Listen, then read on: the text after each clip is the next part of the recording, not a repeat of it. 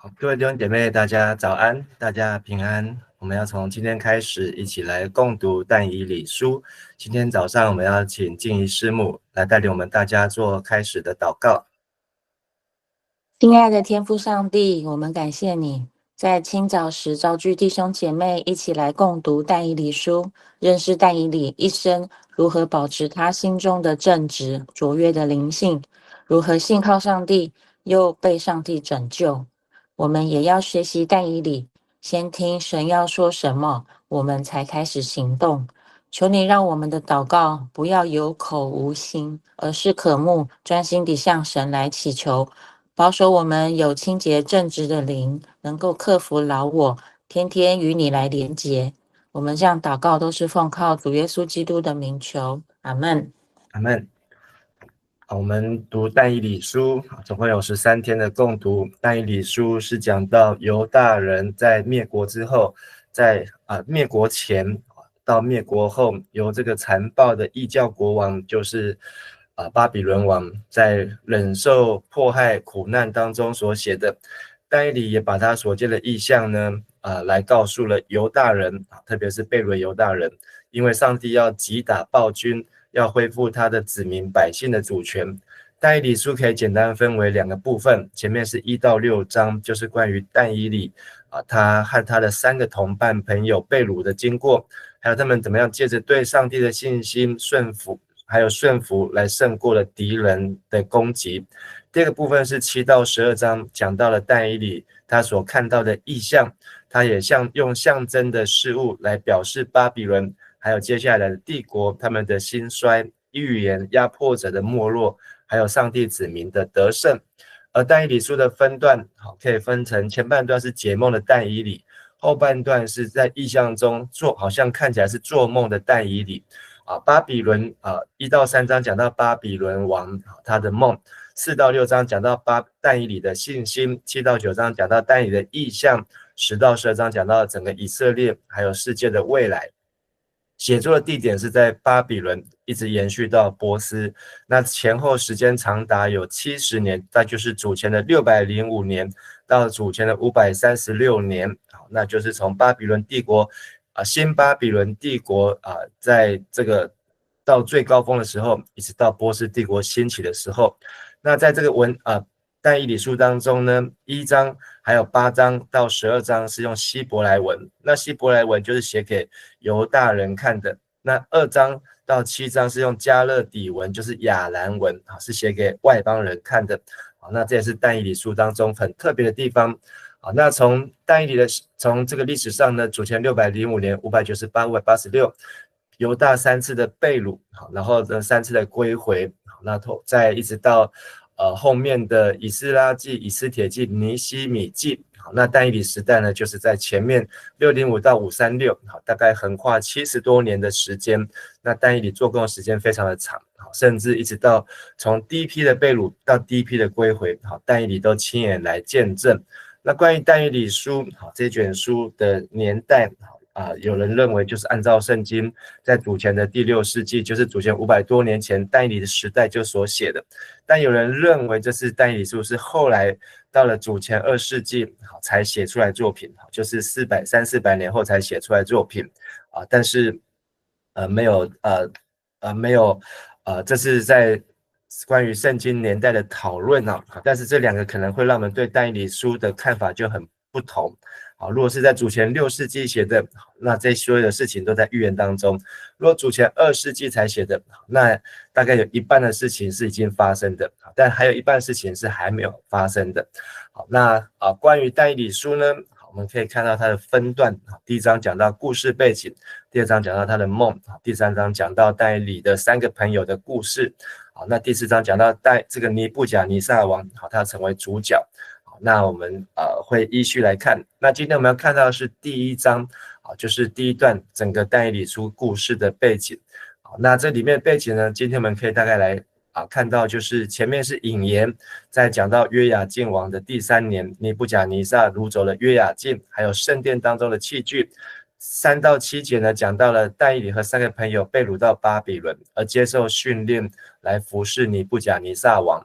8到16节讲到但以理和他3个朋友拒绝用王的膳食，为了避免玷污自己。最后17到21节，上帝赐给但以理还有3个朋友智慧，让他们能够在王的面前来工作。好，那我们就来读今天的经文。好，首先请静师母带我们来读但以理书的第1章第1节到第7节。犹大王约雅敬在位的第3年，巴比伦王尼布甲尼撒进攻耶路撒冷，围困都城。主准许他俘虏了约雅敬王，夺走圣殿器物的一部分。他把俘虏带到巴比伦的神庙去，又把夺来的宝物存放在神庙的仓库里。尼布甲尼撒王命令他的太监总管亚施比拿从以色列俘虏中选出一些王室和贵族的青年，这些青年必须是没有残疾、英俊、聪明、学识丰富、才智过人的，才有资格在宫廷服务。亚施比拿要教他们学习巴比伦的语言文字。王也下令要每天供给他们宫室中所享用的食物和酒。这样训练了3年后，他们要在王面前供职。在被挑选的人当中，有但以理、哈拿尼亚、米沙利、亚撒利亚，都是犹大支族的人。太监总管给他们起了新的名字，叫伯提沙撒、沙德拉、米沙、亚伯尼哥。好，谢谢。好，那在这里讲到但以理书的年代，好，是在犹大王约雅敬在位的第3年了。好，那在这一年当中呢，巴比伦王尼布甲尼撒他们就整军而来，开始进攻耶路撒冷，甚至用围困的方式。那上帝也在这里第2节讲到，是上帝准许尼布甲尼撒王俘虏了约雅敬王。所以这个清楚，但以理书一开始很清楚，这些事情并不是在尼布甲尼撒王个人他的主权，而是在上帝的主权，并且夺走了圣殿的器物，还把这些的俘虏带到了巴比伦的神庙去，然后呢，把他的宝物放在他的神庙的仓库。但以理就在这样当中是第一批的俘虏当中被掳的当中。所以在约雅敬王在位第3年呢，在这之前呢，就是约雅敬他的爸爸约西亚王在米吉多战役阵亡之后，犹大人就拥立约雅敬的儿子约哈斯做王。那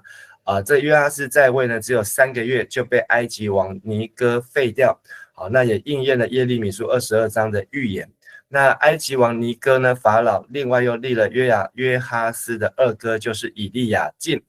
把以利亚敬的名字改为约雅敬，那就是今天但以理书的这一位王犹大王。那这个王呢，约雅敬的人品不佳，所以在耶利米书22章、列王记下23章对约雅敬的评语呢，都是负面的。那犹太的第1世纪的犹太史学家约瑟夫直接评论约雅敬的性情奸恶，对神和对人都不尊敬，所以他被抓去被掳走也是刚好。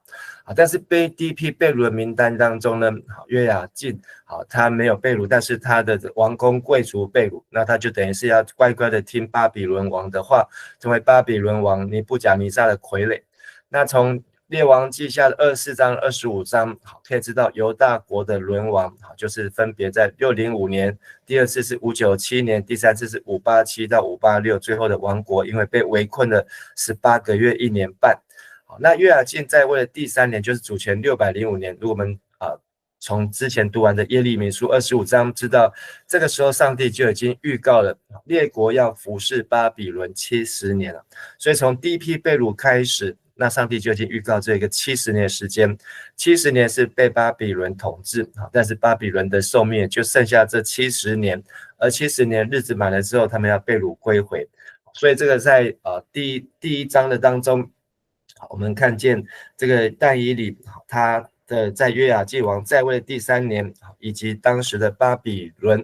是一个很重要的地方。我我们可以从很多的坊间的各样的书，包括昨天主日有分享中间这一本巴比伦的智慧，可以提到当时的巴比伦是新巴比伦帝国，甚至在更早的之前的将近4000年前的巴比伦帝国，他们遗留下来很多的智慧，遗留下来很多的人类的文明科技还有技术，包括数学，包括建筑，包括看星象，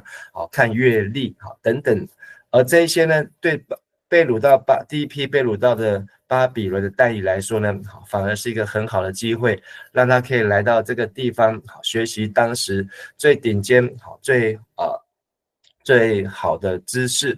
那而且呢，也还有法律，也对后来的帝国人类的文明有很大的帮助和影响。而但以理和他的3个朋友被掳到了巴比伦，他们的名字也被改名。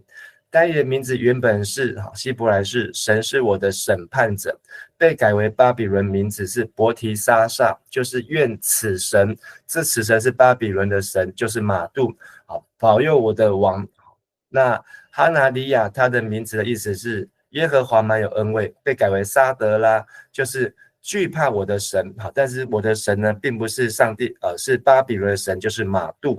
那米沙利呢，是说有谁能够像神一样，被改为米沙，就是在王面前我实在微不足道，就是自己很没有价值。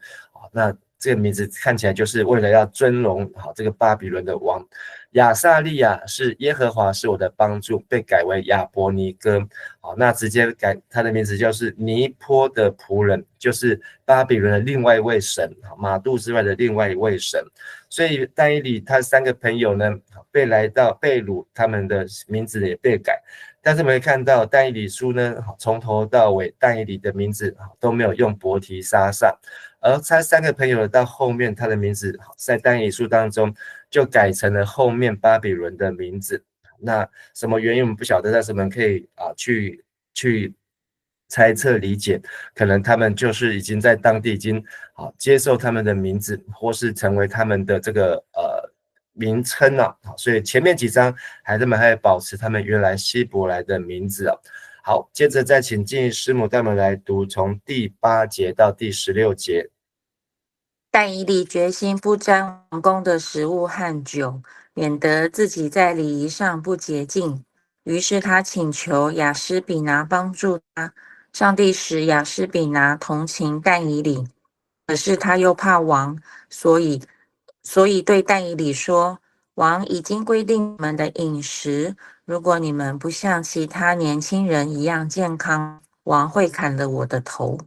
于是但以理去见亚施比拿所派来看管他和其他3个朋友的守卫，对他们说：请你让我们吃蔬菜喝白水，试试看10天后把我们跟那些吃王宫食物的年轻人比一比，然后照你的观察做决定吧。守卫答应让他们试10天，10天过后，他们看起来比所有吃王宫食物的年轻人更健康、更强壮。从此，守卫让他们继续只吃蔬菜，不吃王所配给的食物。那但以理和他3个朋友来用俘虏的身份被抓到巴比伦，但是呢，他们也有机会被挑选能够进王宫。那这是要层层的考验，好像古代的皇帝要挑选他的妃子皇后一样。那要从外表开始，到他的学识，到他的才能，到他的进对应退，然后才有资格去上巴比伦的大学，总共有3年。3年的时间当中，他们要学习巴比伦的文字、各样的科学、各样的数学，那各样子的在3年之后期满，要接受王亲自的考试。但除了在学习之外，他们也要在饮食上面要接受，包括他们的服装姓名改了名字，改变他们的生活方式，改变他的外表，可能要像巴比伦一样的发型、化妆、衣服等等，要从头到底。但但以理呢，大部分可以接受，但我们看到他没有接受用这个他的巴比伦的名字伯提沙撒。好，那第二个他不能接受呢，就是他没有接受这个巴比伦的食物哦。这个食物呢，好，出了什么问题呢？以至于他必须他不去吃呢？好，我们并不是很清楚，好，这个到底这食物是很难吃呢，好，还是没有办法下口？但是可以知道说，这个会让他跟上帝的关系来疏远，因为第8节说，但以理决心不沾王宫的食物和酒，免得自己在礼仪上不洁净。好，所以可见这个是跟礼仪上，就是摩西的律法，特别是在利未记当中的规定有很明显的冲突，所以他宁愿不吃，就是用吃蔬菜和水。和他的3个朋友都是犹太人的身份，所以他们就跟这个太监总长亚斯比拿来提议，就是让他们试10天，果然10天之后呢，他们是更健康还更强壮，所以接下来在巴比伦的大学，简称是巴比伦大学3年当中，他们就这样子来度过。那在2020年，剑桥的教授他发现这个考古的时候，发现这个巴比伦的石板上面呢有讲到巴比伦的菜单，所以就把这菜单大概排出来，可能这是就是比在以理更早的时代的巴比伦人的食物大概会长得像这个样子。但是里面有提到呢，就是里面呢有用偷来的鸡，用茄汁还有羊血等等的这些的叙述表示呢这些可能他们的制作的过程是跟他们敬拜神明有关系，所以但以理在巴比伦大学所要吃的食物可能是祭过偶像的，是这个污秽的，是不洁净的，甚至是不道德的，所以但以理真的是没有办法吃这样的饮食和食物，所以他就吃蔬菜和吃水。好，那和他的另外3个朋友就是一起来用这样的食物所以在这个当中也让我们看到但以理虽然是俘虏的身份，但是也有他的坚持和不坚持并不是只有单纯为了吃素。好，接下来再请技术师母带我们来读最后的17到21节。上帝使这4个青年精通各种文献和学问，又赐给但以理有解释异象和梦的才能。王所规定的3年期限满了，亚斯比拿带所有年轻人去见尼布甲尼撒王，王一一跟他们谈话。他对但以理、哈拿尼亚、亚撒利亚印象特别深刻，因此这4个人被选中留在王宫伺候。王无论问什么或提出任何难题，他们的解答总比全国任何占卜家或术士好10倍。但以理一直留在王宫，到波斯王塞鲁士征服巴比伦为止。好，谢谢。那这4位被掳的犹大国的囚犯他们有机会读完了巴比伦大学。那在这巴比伦大学当中呢，他们要精通各种文献学问，所以包括各样子的天文地理，各样子的这个人文技术科技文学历史法律等等文科理科工科可能都有那他们都要学习。那上帝又让但以理呢有解释异象和梦的才能，所以3个朋友不见得有，但是但以理特别在这一方面特别有，好像旧约创世纪的约瑟一样。但是约瑟年轻的时候会做梦，后来被抓到这个埃及去的时候呢，开始会解梦好，那但以理呢也是被掳到这个巴比伦学习之后呢，可能也是从巴比伦的这个学习的知识上面，那他能够看异象特殊的景象也能够解梦那这个解梦呢甚至呢超越了当时巴比伦的术士、占卜家、魔术师、观天象的人那当他们3年满了，就来见皇宫，见尼布甲尼撒王。所以这对人来讲是一个很难得，就是能够见到当时世界强权的尼布甲尼撒王。而在这对话当中呢，王对他们的回应进对非常的印象深刻甚至呢也因为这样，他们就4个人被留在王宫当中来特别王把他们留在身边了。那20、21节讲到说，当尼布甲尼撒他在考他们的时候呢，不管是问什么或是甚至更难的题目，可见这个尼布甲尼撒王也是来头不小，他对于这样的知识的追求呢，是非常的非常的明显，所以他这3个朋友跟但以理的回答比全国任何的占卜家术士好10倍。那昨天又提到说，这个10倍到底是骄傲夸张还是谦卑？如果我们把整个但以理书再继续读下去，会觉得这个10倍呢，我觉得是谦卑，并不是夸张啊。那但以理就因为这样一直留到王宫。好，那我们刚才提到总共有70多年，所以整个被掳的70年期间呢，但以理呢都在王宫里面服侍。那就是王把他看得非常的重要，那他也很忠心尽心的来服侍巴比伦王。但是呢，当巴比伦被波斯帝国塞鲁士王消灭的时候呢，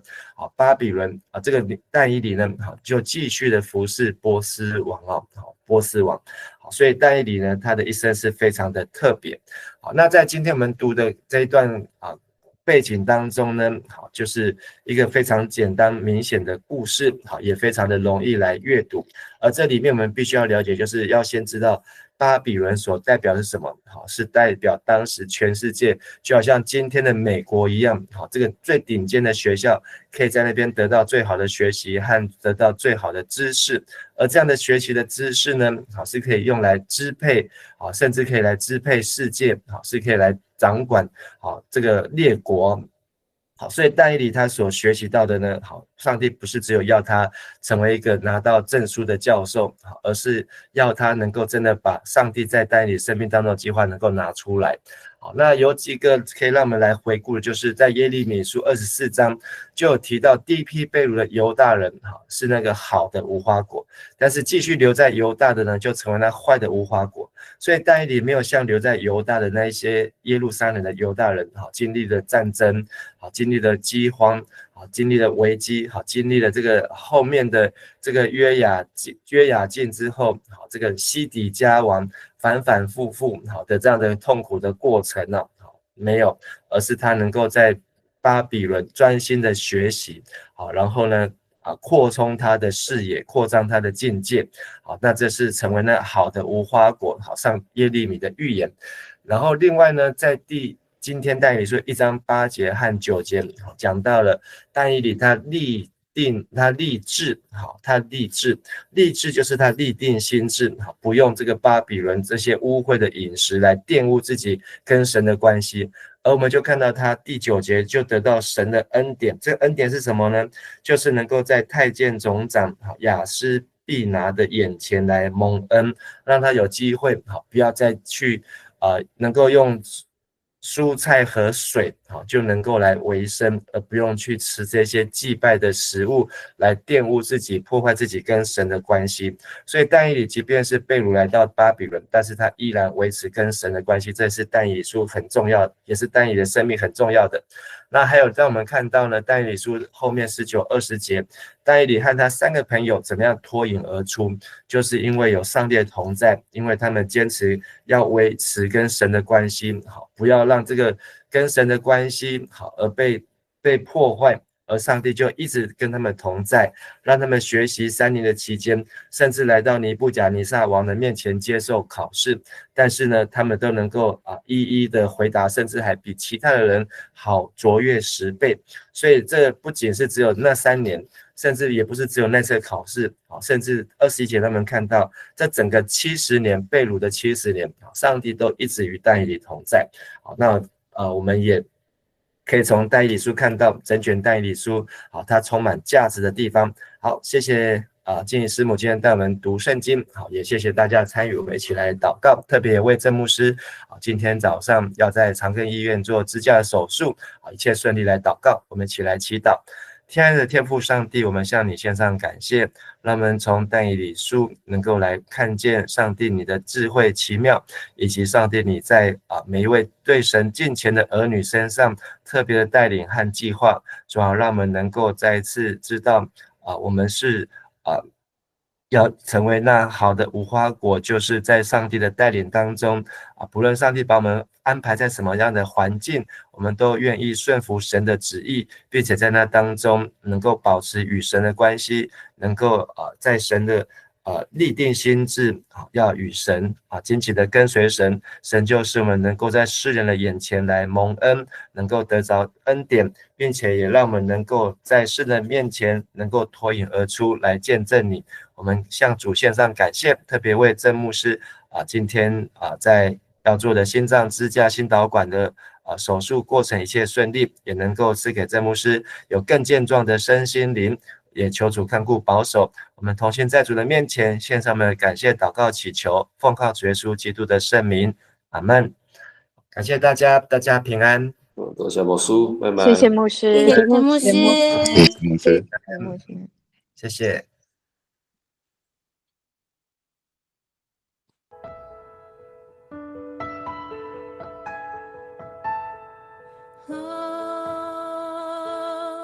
神伟大的爱何其长阔。